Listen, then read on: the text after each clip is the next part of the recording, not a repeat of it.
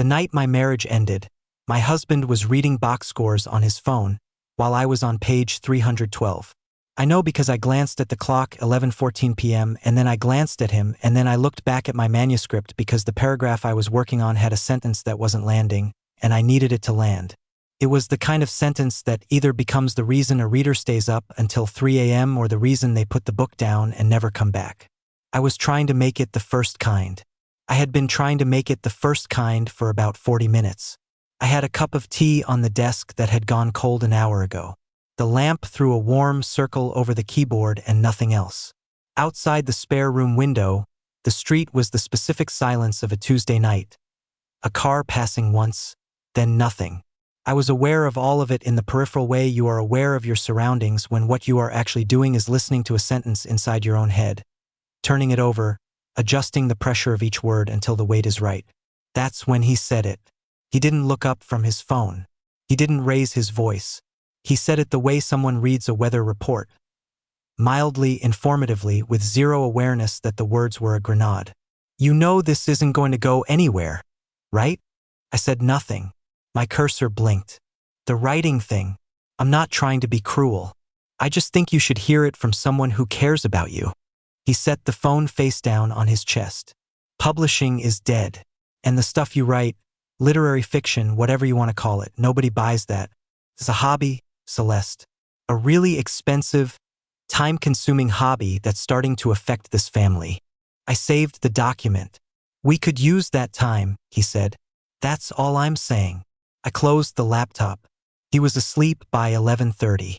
I lay in the dark for a long time, looking at the ceiling, and I thought, he's probably right. Not because I believed it, because 6 years of being told something, quietly and consistently, in that reasonable voice he used, the one that always framed cruelty as concern, had worn a groove in me that I kept falling into. That's what slow erosion does. It doesn't break you in one dramatic moment. It removes you by millimeters until one day you are standing in your own life feeling like a guest. I want to stay on that word for a moment. Reasonable. Because reasonable is the most dangerous register a person can choose when they are causing harm. Screaming is easy to identify. Contempt with a raised voice is something you can point to, name, and leave. But the reasonable voice, the calm, logical, gently concerned voice that has already decided the answer before it finishes the question, that one slides under your defenses. That one makes you feel like the problem is your inability to see the obvious. That one makes you doubt the sentence you were working on for 40 minutes until you cannot remember why you thought it mattered. What he didn't know, what I didn't know yet, was that page 312 was the last page. I had finished the novel that night. My name is Celeste Adaora Whitfield. I was 36 years old, a former high school English teacher turned full-time writer, and I had just spent the last 4 years of my marriage writing a book my husband considered slightly more respectable than a recreational scrapbooking habit. I was the kind of woman who believed love could survive incompatibility if the incompatibility was managed quietly enough. I was wrong. And the craziest part, he had no idea the book was done. No idea what was coming. No idea that 18 months later, he would sit in a darkened movie theater with a woman who was not me, watch the first scene of an adaptation that had been trending on every streaming platform for 3 weeks, and hear the first sentence of page 312 spoken aloud in a voice he recognized immediately. Because I had given the narrator his name. We met at a faculty development workshop in a beige conference room in the Emerson County School District, which is not a romantic origin story but was ours. He was there for the math department. I was there because attendance was mandatory. The presenter was explaining the concept of growth mindset, using a PowerPoint that appeared to have been designed in 2009, and Daniel Whitfield leaned over and whispered, "I give this about 4 more slides before they show us the iceberg metaphor." They showed us the iceberg metaphor on the next slide. I laughed so hard I had to cover my mouth. He handed me a pen without looking at me, in case I needed something to bite down on. We had coffee afterward in the parking lot, standing next to his car, which had a cracked passenger side mirror held together with electrical tape. I thought that was charming. Most things about him were charming then. He was 31. He taught 9th grade algebra and coached junior varsity soccer on Thursdays because they had asked him and he had not known how to say no. He was tall and unhurried and had the quality of certain calm people where you feel the ambient temperature drop 2 degrees in a good way. He listened. He asked follow-up questions. When I told him I was working on a novel, he said, "What kind?" And not, "When do you think you'll finish?" The difference between those two questions is a person's entire relationship to other people's ambitions. We got married 2 years later in a ceremony in my mother's backyard in Columbus, Ohio, with folding chairs and a rented arch and my aunt's famous jollof rice and a cake that listed slightly to the left. We could not have afforded anything else. We were 2 public school teachers in our late 20s, renting a second-floor apartment on Mercer Avenue, sleeping on a mattress we'd carried up the stairs ourselves. The refrigerator hummed so loudly at night that we eventually just named it Gerald and pretended it was a pet. Those were good years. I want to say that clearly, because this story is not about a man who was always cruel. It's about a man who changed, or maybe about a man who slowly became the version of himself he'd always been afraid he was, once the conditions were right. The conditions were his brother buying a house in Bexley, his coworker driving a new truck, a neighborhood group chat where someone was always posting photos of a kitchen renovation or a European trip or a child in a private school uniform. Status is quiet and relentless. It doesn't knock. It seeps. It gets into the water supply of a marriage and changes the taste of things so gradually that you don't notice until the day you realize the water no longer tastes like water. The first time he said something that cut, we were at his colleague's housewarming on a Tuesday in October. Someone asked what I did. I said I was working on a novel. Daniel was beside me, and he said, with a small, apologetic half-smile directed at the person asking, "She's between teaching positions," like the novel was an embarrassing gap to smooth over, like I hadn't said it clearly enough. I let it go. That's the first groove. On the drive home, I said, quietly, "You could have just said I was writing." He said, "I didn't want to make it a whole thing." I said, "It's not a whole thing. It's what I do." He said, "People ask follow-up questions, and then it gets awkward when you have to explain the timeline." And there it was, the shape of a concern that was actually a management decision. He had decided, on my behalf, that my work required smoothing over in public. He had not consulted me, and he had delivered this in a tone that made questioning it feel ungrateful. The second time was February over dinner when I mentioned I'd submitted to a contest. He said, "How much did it cost to enter?" I said, $25. He nodded slowly, the way he nodded when he was doing arithmetic and wanted you to watch him do it. He said, "So we're paying for the privilege of being rejected." I said I'd won a contest before. He said, "That was 3 years ago." Interesting sentence. We're paying. As though $25 required a committee. As though he had appointed himself the financial review board of my creative practice. That's the second groove. Third, I was 3 chapters from finishing, working on a Saturday morning when he came in from his run and said, with genuine curiosity, no malice at all, which almost made it worse, "What happens when you're done?" Like, "Then what?" I said I'd query agents. He said, "Is that a real thing that still happens?" I said yes, people still get literary agents, books still get published. He made a sound that was not quite a laugh and was not quite a dismissal but was somehow both and said, "I just don't want you to spend 4 years on something and have nothing to show for it." 4 years. He had been counting. I said, "I have 309 pages to show for it." He said, "You know what I mean." And I did. He meant money. He meant a salary, a deposit notification, the kind of work that announces itself. He meant legibility. And because I knew what he meant, and because what he meant was a complete misunderstanding of what writing produces, I said nothing. There was no version of that explanation he was ready to receive. The fourth, 3 weeks before the night I finished. A Sunday afternoon, gray light through the kitchen windows, both of us moving around each other with the careful choreography of a marriage that has accumulated too many unfinished conversations. He sat across from me at the kitchen table and said, "I need you to take a job, a real one. I can't keep carrying this alone." I asked what carrying this meant. He listed the mortgage, the car payment, the grocery receipts. He did not list everything I'd contributed for 5 years before the writing leave we had agreed on together. He did not list the 1 year I had worked 2 jobs so he could finish his master's degree. He did not list the tutoring clients I still kept, the freelance essays I published, the fellowship stipend.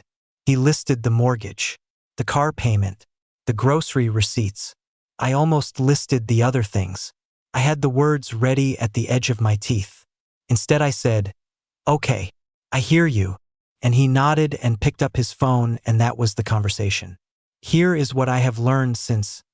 Some people love you the way a contractor builds to spec. They deliver what's required when the budget is stable. When the budget changes, they reassess. Daniel Whitfield did not fall out of love with me.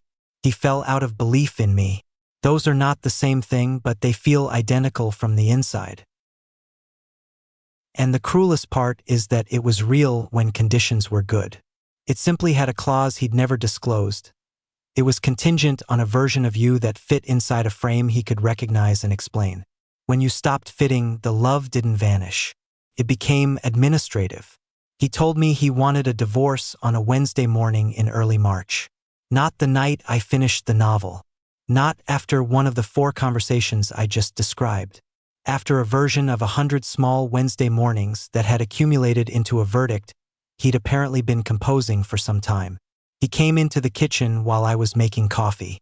He set a manila folder on the counter. He said, "I think we should separate." I had Marcus draw these up. Marcus was his college roommate. Marcus was a family lawyer. I looked at the folder. I looked at the coffee. I said, "When did you call Marcus?" He said, "Last month." That sentence arrived like a sound delay in a bad recording. The mouth moved and then the meaning reached me. Last month. While we were watching television together, eating dinner together, sleeping in the same bed, he had already retained a lawyer. He had already made the decision. He was informing me, not consulting me. The difference between those two things is the width of a life. I said, "Is there someone else?" He said, "That's not relevant." I said, "Is there someone else?" He said, "Celeste." I opened the folder.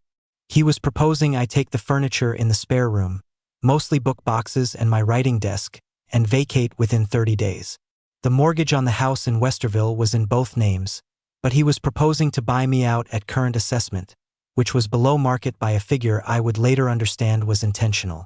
I closed the folder. I said, "I need time to read this." He said, "Of course. Take your time. Take your time."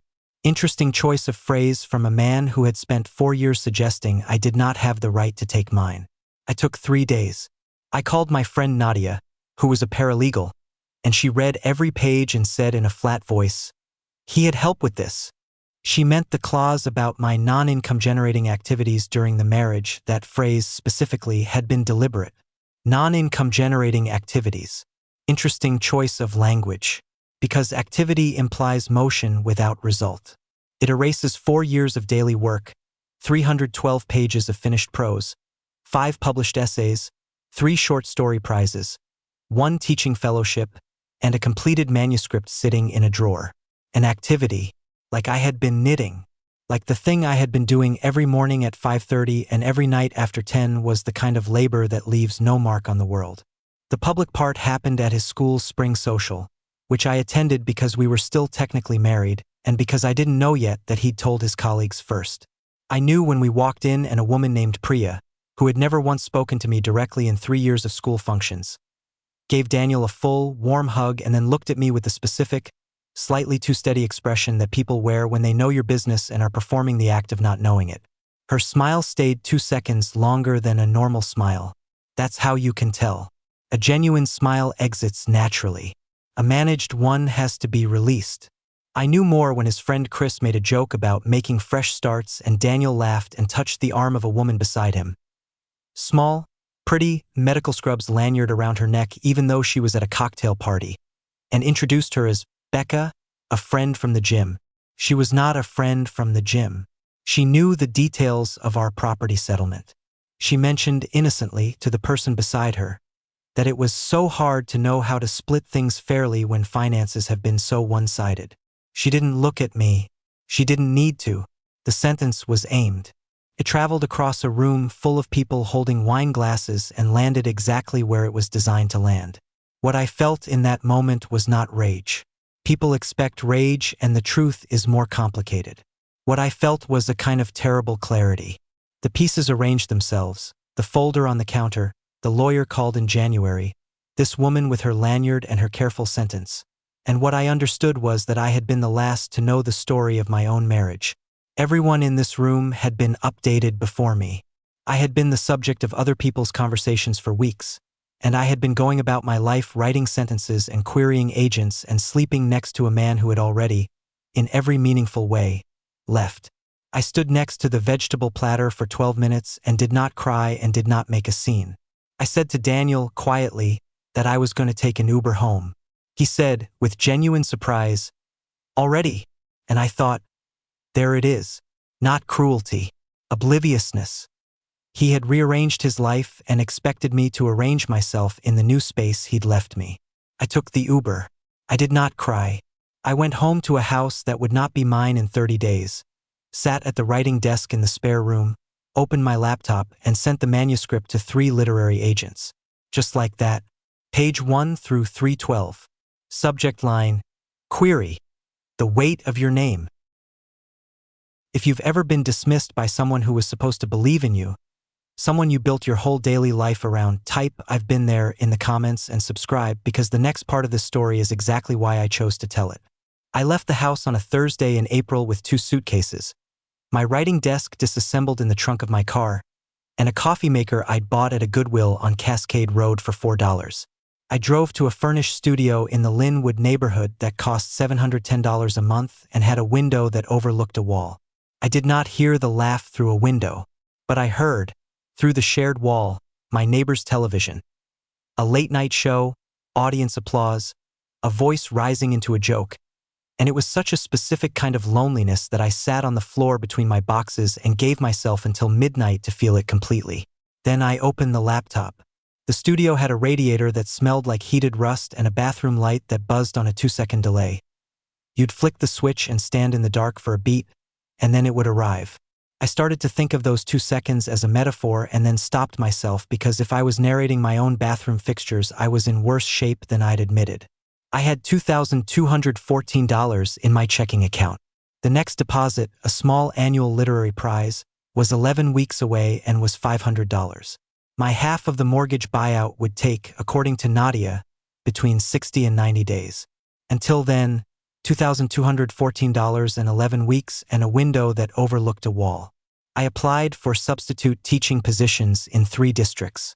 I listed myself on a content writing marketplace, the kind where you write 800-word articles about kitchen tools for $20 a piece, and wrote 4 of them the first week and felt each time a specific kind of shame I cannot explain to someone who hasn't felt it. Not shame about the work. The shame was about the distance between the work and the sentence I was trying to get right at 11:14 p.m. on the night of page 312. Daniel's social media was public. I don't know why I looked. You always know why you look. His life appeared to be proceeding at a pace that felt medically impossible. He and Becca were at a rooftop bar within 3 weeks of the separation. His co-workers were commenting warmly.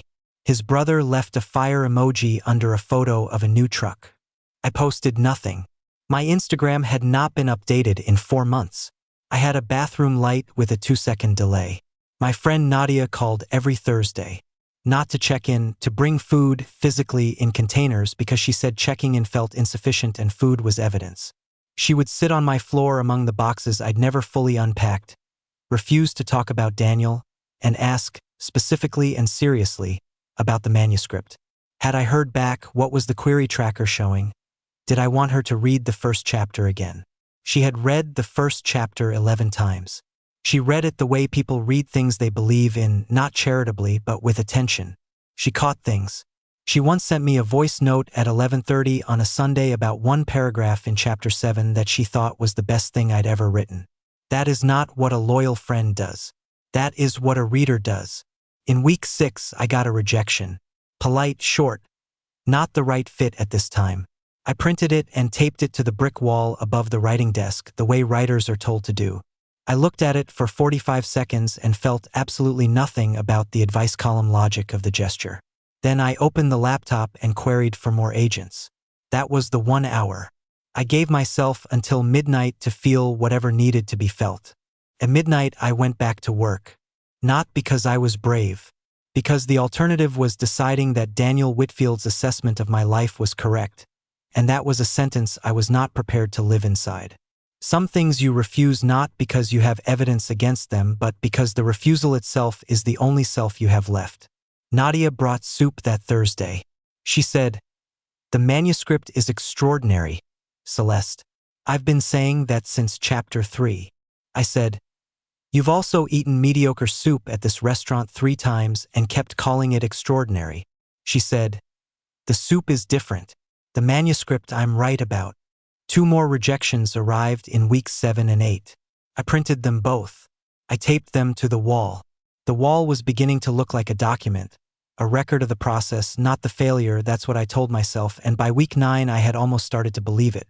There is something quietly instructive about rejection letters when you read them carefully. They are not telling you the work is bad. They are telling you it did not fit in the specific opening that existed at that specific moment in that specific person's list. They are telling you about a locked door, not about the thing you are carrying. I learned over 11 weeks of silence to tell the difference. That is not a skill that comes easily. It comes from taping things to walls and going back to work anyway.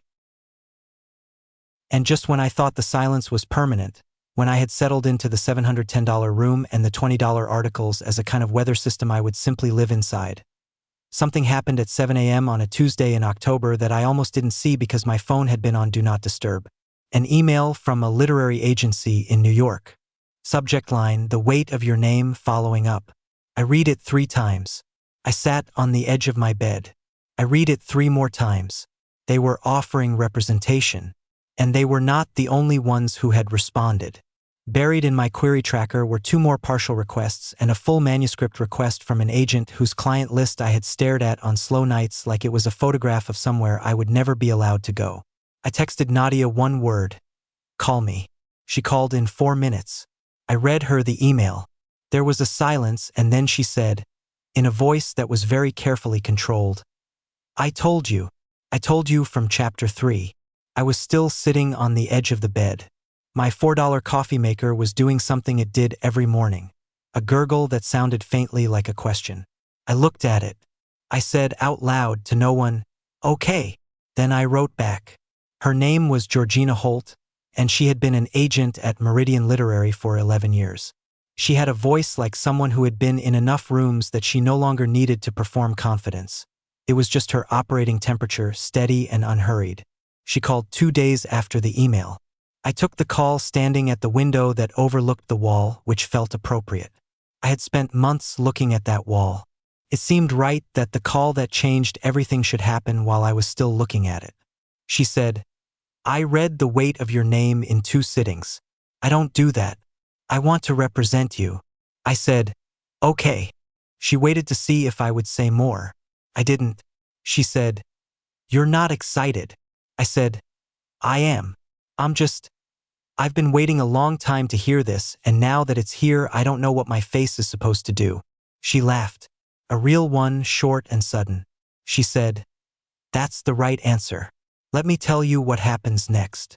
What happened next was, Georgina sent the manuscript on submission to 14 publishers in the same week. When you are inside it, it feels like sending 14 bottles into a very large ocean and being told to sit down and work on your next book while you wait. And also, please do not check your email more than twice a day. I checked my email 18 times a day. I wrote the first 40 pages of a second novel. I wrote $20 articles about kitchen tools and bathroom grout. I substituted twice a week in the Emerson County District, at a different school than Daniel's, and stood in front of rooms full of 9th graders reading books I'd read at their age, while nobody in the room knew that the substitute at the front had a manuscript in front of 14 publishers and was checking her phone in the hallway between periods. The offers started arriving in the 3rd week.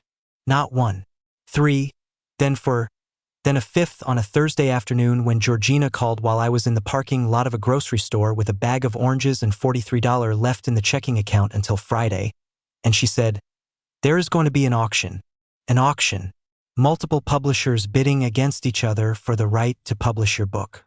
I had read about auctions in newsletters, in author interviews, in the kind of late-night reading you do when you need to believe something is possible even when nothing about your present circumstances suggests it is.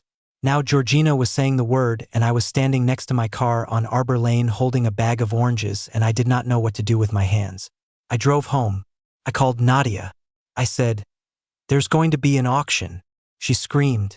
I said, "Georgina told me not to get ahead of myself." Nadia said, "Georgina can be cautious. I will be ahead of yourself on your behalf." The auction ran over 2 days, a Wednesday and a Thursday in late November. I wrote kitchen articles during both because I needed my hands doing something that wasn't refreshing my email. I spoke to Georgina twice each day. She was calm in the way people are calm when they are managing something large and do not want the person on the other end to understand the full scale of it until it is over. On Thursday at 4:47 p.m., she called and said, "We have a winner, Whitmore House." She named the number. I said, "Can you say that again?" She said it again. I said, "That can't be right." She said, "I assure you it's right. There were 6 rounds. They went last. They wanted the book." There was a moment. Standing in the kitchen of my $710 studio with the radiator ticking and the wall visible through the doorway and its taped-up rejection letters, where everything was very quiet. And I thought, with a clarity that surprised me, this number does not mean I was right and he was wrong. The manuscript was the point on the night of page 312, and it was the point during the $20 articles, and it was the point during 11 weeks of silence. The money is what happens when the point lands in the world. But it was never what made it true. I thought about the clause in the divorce papers, non-income generating activities. Then I called Nadia. I did not call Daniel. The deal was announced in Publishers Marketplace 3 days later. Within 24 hours, 3 people from my teaching years had texted me. Within 48, the announcement had circulated through 6 writing community groups. Georgina said, pleasantly, "People are paying attention." The book came out 11 months later. The reviews were extraordinary. A devastating debut. One called it unflinching and tender in the same sentence. And Georgina called me on publication Tuesday and said, "You should check the list." I checked the list. The Weight of Your Name was number 3 on the National Fiction Bestseller list in its first week. I sat in the reading chair in the 3rd-floor apartment I had moved into 6 months earlier. Actual light, actual space, and I looked at the number 3 next to my name and I thought about the night of page 312. The cold tea, the cursor, the box scores on his phone. Number 3. By the 2nd week, it was number 1. By the 3rd week, 2 film companies had made contact. The option was signed 6 months after publication. Foreign rights sold to 9 countries. The film was greenlit within the year. The lead actress called the book the best female interiority in American fiction in a decade, in an interview shared several 100,000 times, which Georgina relayed with the same temperature she used to tell me ordinary news. I did not know any of this was coming on the night of page 312. But here is what I have learned since. The book was done before Daniel Whitfield said a word. The worth was already there. His words did not create the ceiling he believed in. They just revealed the one he was living under. That is the thing about people who diminish you. They are not telling you the truth about your limits. They are telling you the truth about their vision. The boundary they are drawing is around themselves. You just happen to be standing inside it at the time.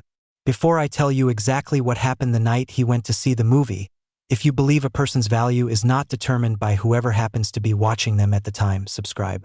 Because she had no idea what was coming. Neither did he.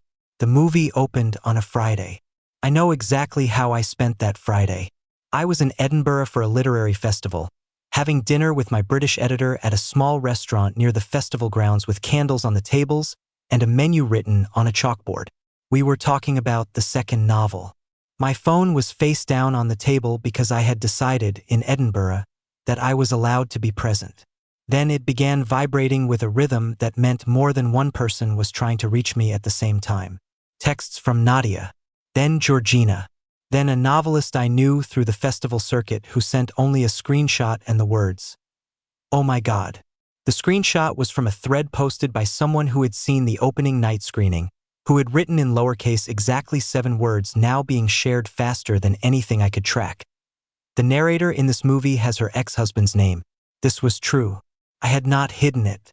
I had not announced it.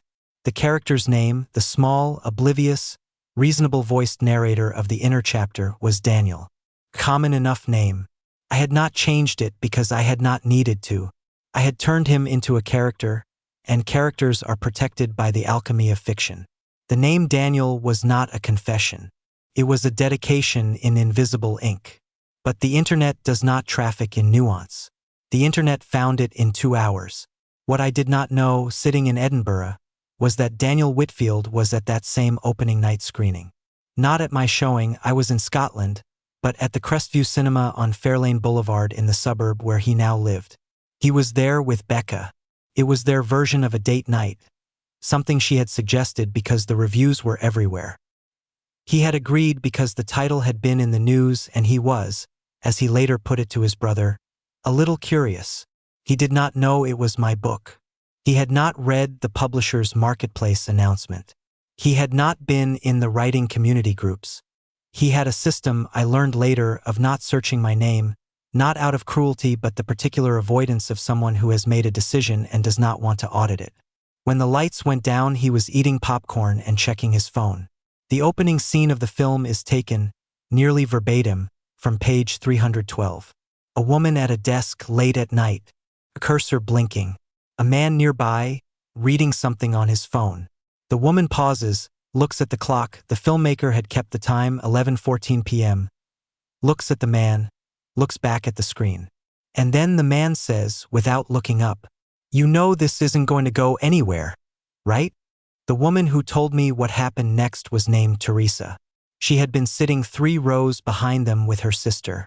She said she noticed him because he had been doing what she recognized, the half-present lean, the phone angled low, the performance of being there while being somewhere else. And then, at that sentence, she watched him go very still. Not surprised still. Recognition still. The stillness of a person hearing something that was supposed to be private and has just realized it is not. Becca didn't notice at first. She was watching the screen. He had put his phone face down on his knee. Teresa said his posture changed, the slow, involuntary recalibration of someone watching something he was not meant to watch himself watching. The film continued. The character named Daniel speaks again. 6 minutes later. She's between teaching positions. Then in the kitchen scene, we could use that time. And then the one that produced an audible sound from him, a small compressed exhalation through the nose, the sound a person makes when something lands in a place they didn't know was exposed, the divorce papers scene, and the clause, read aloud by the actress in a clear, unhurried voice. Non-income generating activities. Becca turned to look at him. He did not look back. He was looking at the screen. His jaw was set. His popcorn bag had been untouched for 11 minutes. The scene where the narrator receives the agent email played at the 40-minute mark. The actress delivered the line about what it felt like to hear the word auction for the first time. The theater laughed warmly at the parking lot scene. And then the bidding rounds. And then the number spoken aloud, which produced a collective sound from the audience. Not quite a gasp, but something near it. A room recalibrating. And then the bestseller list. And the option. And the foreign rights. All of it on screen in a theater in the suburb where Daniel Whitfield now lived. Teresa said Becca whispered something to him near the end. He shook his head.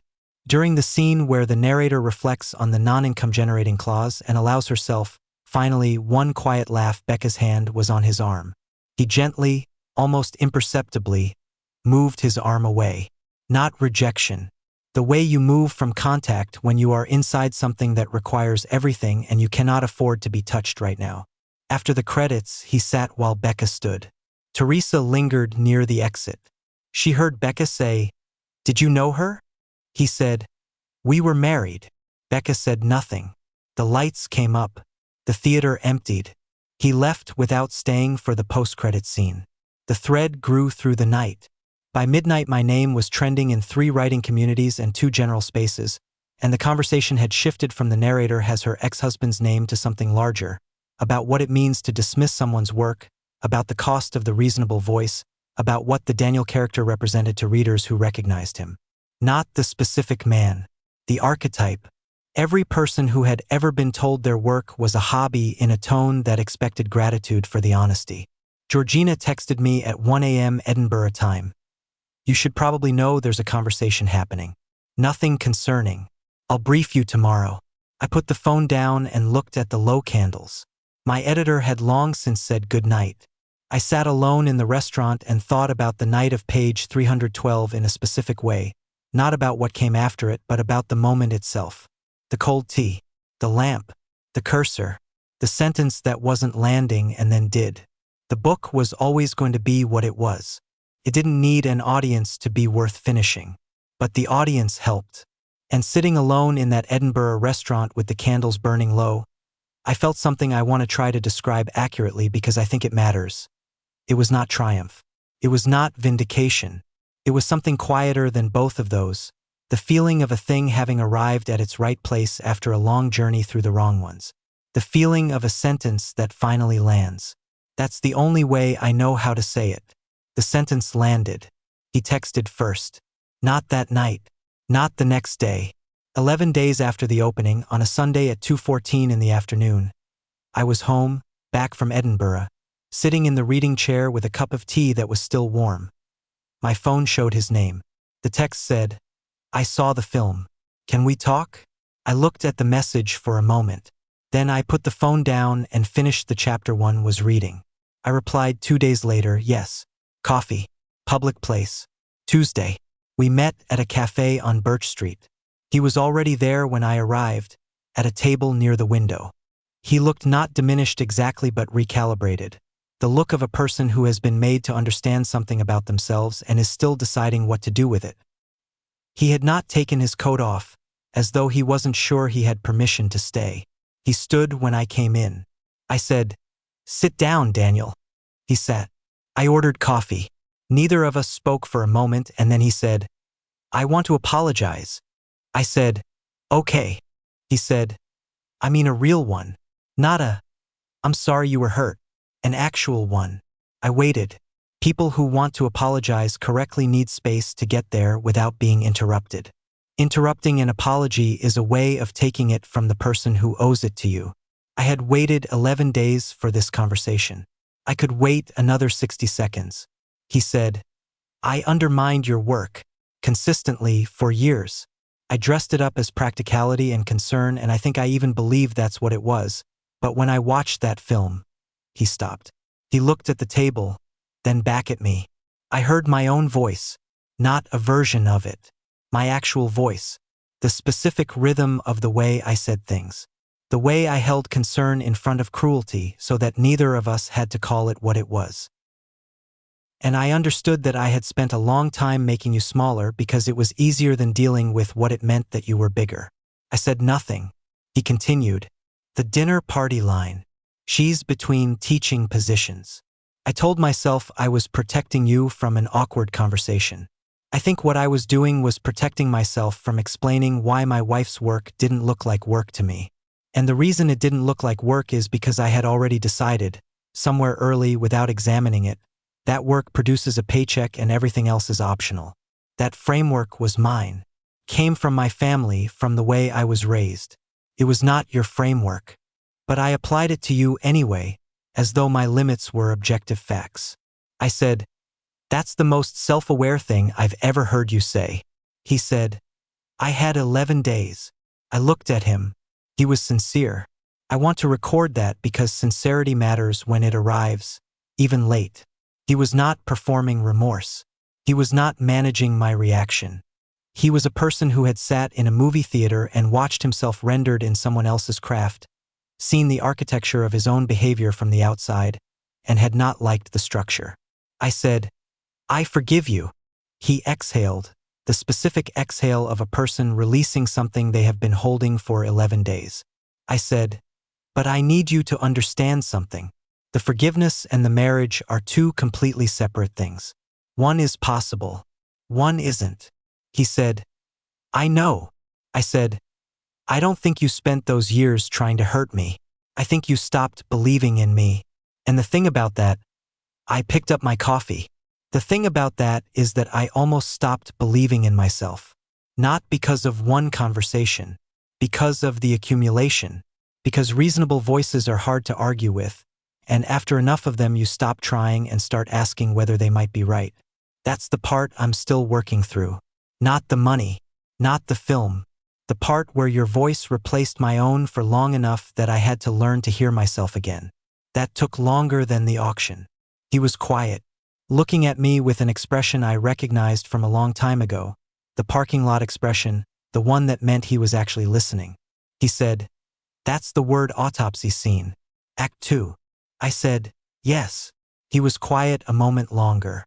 Then, "You gave the character my name on purpose." I said, "He needed a name." He almost smiled. The cafe parking lot smile, small and involuntary and true. The iceberg metaphor smile. I let it land and then let it go, because some things belong to the past and you can acknowledge them without trying to carry them forward. He said, "Is there someone else?" I said, "That's not what this conversation is about." He said, "Fair." I walked him to the door. Not because it was required, but because it felt like the shape the moment needed. He stood on the sidewalk in his coat. He said, "I hope the next one is as good." I said, "It's better." He looked at me for a moment. He said, "I believe you." And then the question at the door. He paused, started to speak, stopped. Tried again. Was the narrator. Another stop. He took a breath. Finally. "Was I ever who you thought I was? At the beginning. Was I actually that person? Or did I just perform it well enough that we both believed it?" I thought about a beige conference room and an iceberg metaphor and the parking lot and a cracked mirror held with tape and a refrigerator named Gerald and 27 months of a marriage before the seeping began. The man who handed me a pen without being asked. The man who said, "What kind?" When I told him I was writing a novel. I said, "Yes, you were exactly who I thought you were. You just stopped being him." He nodded once. He left. I stood on the sidewalk for a moment. The day was entirely ordinary. Buses, a dog walker, someone unlocking a bicycle. The indifferent continuation of the world. I walked back inside. I finished my coffee. I went home. That night, Nadia came over and I told her everything. Every line, every pause, the question at the door. And she sat back on the couch when I was done and said, "You gave him the best exit he could have gotten." I said, "I know." She said, "He didn't deserve it." I said, "That's not the point." She looked at me for a moment. She said, "No, it's not." Then, "Who's the woman?" I said, "What woman?" She said, "The reading chair. You described the apartment differently just now. There's a reading chair and tea that was still warm and something in the way you said all of that." I said nothing. She said, "Celeste." I said, "Her name is Priya." Nadia screamed. Priya is an architect. She works in structural renovation, specifically old buildings that people have decided to give up on, which I did not learn until our third conversation and which struck me as either an unlikely metaphor or a very likely one. She is precise and calm and has a way of asking questions that makes you feel your answer is the thing she has been curious about for years. She is not easily impressed. This turned out to be the thing that got me. She noticed I was nervous the first time we met, at a reading I gave at the Westfield Library series, and said nothing about it until afterward at the small reception, wine, cube cheese, the slightly too warm room full of readers. She waited until the crowd thinned, and then asked quietly whether the character in Act 2 was based on anyone real or whether I had constructed him entirely. I said both, sort of. She said, "I know that kind of voice. The reasonable one." I said yes. She said, "I thought so." Then she handed me a glass of water because the room was warm and I had been talking for 40 minutes. And that was the moment. We have been together for 7 months. She has her own bookshelves. She does not count my hours. When I am working, she makes tea and leaves it near me without saying anything. Does not wait to be thanked.